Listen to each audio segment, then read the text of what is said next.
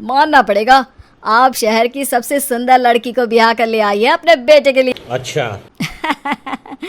अब इसमें हमने तो कुछ नहीं किया भाई साहब, सब ऊपर वाले की कृपा है। जी जी, तो क्या क्या कर लेती है आपकी बहू? कुछ। जाओ बेटा डिम्पल, शर्मा जी के लिए थोड़ा नाश्ता पानी बना लाओ। डिम्पल नजदीक जाकर श्रीवास्तव मौसी के कान में फुसफुसाती है।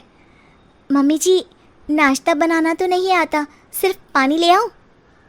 अरे बेटा, तुझे देखने कितने लोग आए हैं, इन सबको पानी पिलाने का ही इरादा है क्या? सुंदर हूँ इसलिए देखने आए हैं। क्या करूँ, मैं इतनी सुंदर हूँ तो आप ही बताओ ना, क्या करूँ मैं? अरे बेटा कुछ मत कर, खाना बनाना सीख ले बस।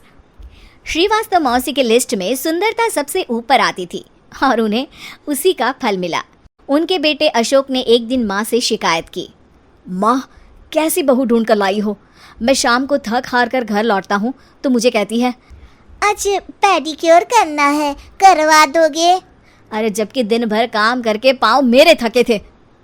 अरे बेटा ठीक है ना, धीरे धीरे सीख जाएगी। अरे क्या सीख जाएगी माँ, उससे कुछ भी नहीं आता। हफ्ते भर का शेड्यूल बना लिया है उसने, पेडिक्योर, हेड मसाज, मुल्तानी मिट्टी का ये वो, अरे पता नहीं क्या क्या। अरे मुझे तो नाम भी नहीं आते। देख बेटा, खाना बनाना, सब्जी काटना, ये सब सीखा जा सकता है, पर सुंदरता नहीं सीखी जा सकती।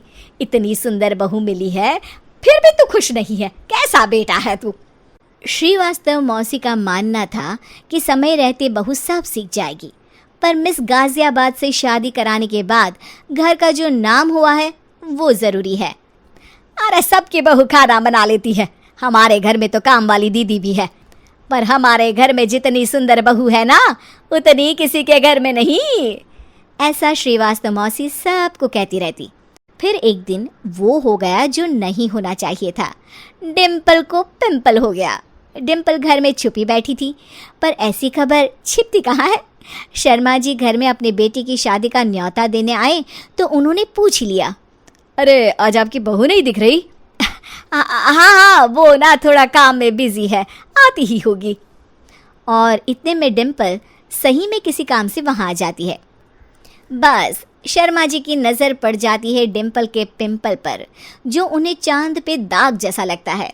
पूरे शहर में बात फैल जाती है कि डिम्पल को पिंपल हो गया है। ये दिक्कत काफ़ी गंभीर थी और श्रीवास्तव मौसी को पता था कि अगर ऐसा चलता रहा तो उन्होंने जो हासिल किया था सब मिट्टी में मिल जाएगा। उन्होंने फट से डिम्पल को अपने कमरे में बुलाया।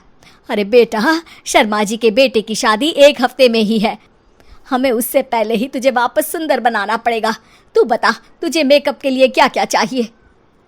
डिम्पल की दी गई लिस्ट का सामान श्रीवास्तव मौसी शाम को ही ले आती है और उसके बाद शुरू होता है डिम्पल का मेकओवर।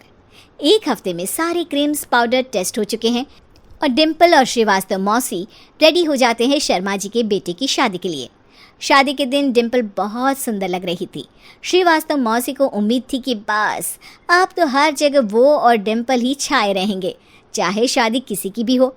पर जब वो शादी में पहुंचते हैं तो उन्हें बाहर शर्मा जी लोगों का स्वागत करते मिलते हैं। अरे कमला जी, सही समय पर आई हैं, आप ही का इंतज़ार था। हमने भी हमारे बेटे के लिए मिस अहमदाबाद ढूंढी है। डिम्पल और श्रीवास्तव मौसी दोनों के मुंह खुले के खुले रह जाते हैं शर्मा जी की बहू को देखकर। वो तो डिम्पल से भी ज़्यादा सुंदर थी। क्यों, हमने भी अच्छी बहू ढूंढी है ना? हाँ शर्मा जी, बाकी आजकल के ज़माने में सुंदरता से क्या होता है भाई। देखो, बूढ़े तो सब होते हैं, मैं तो मानती हूँ कि बस रोटियाँ गोल बना दे, इससे ज़्यादा क्या चाहिए। सुंदरता का क्या है, ढल जाती है, पर गुण ओ हमेशा रहते हैं। अरे बाबा, इतना बड़ा ज्ञान आपको कोई गुरु भी नहीं देता, जितना बड़ा ज्ञान आपको एक छोटे से पिंपल से मिल गया।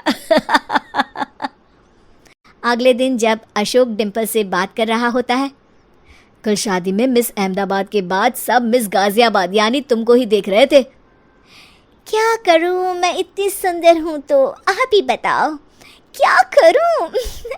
क्या करूं मैं? मैं तो कहती हूँ कि घर का कोई काम कर या फिर बाहर अपने लिए कोई काम ढूंढ ले। है? क्या कहा माँ जी? हाँ जी, सुंदरता का क्या है? कल तूने मिस अहमदाबाद से मात खाई, आगे कोई मिस हैदराबाद आ जाएगी या मिस फैजादाबाद आ जाएगी, इसलिए काम पर ध्यान दो। हाँ। और कुछ महीनों बाद। अरे बहू, काम करने के बाद तू सुंदर नहीं, अति सुंदर हो गई है।